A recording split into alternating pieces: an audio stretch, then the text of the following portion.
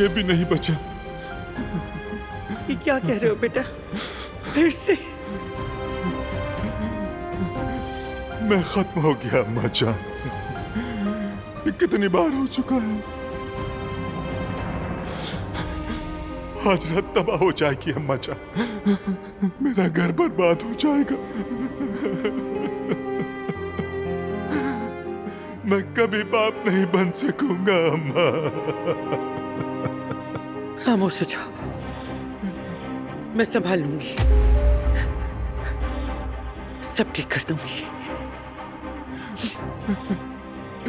कैसे कैसे ठीक करेंगी अम्मा? आखिर आपके बस में है ही क्या?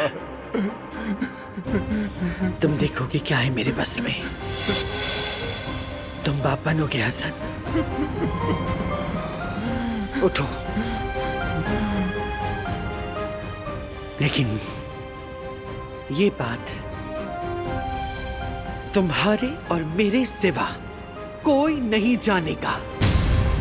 किसी कीमत पर नहीं, हरगिज़ नहीं।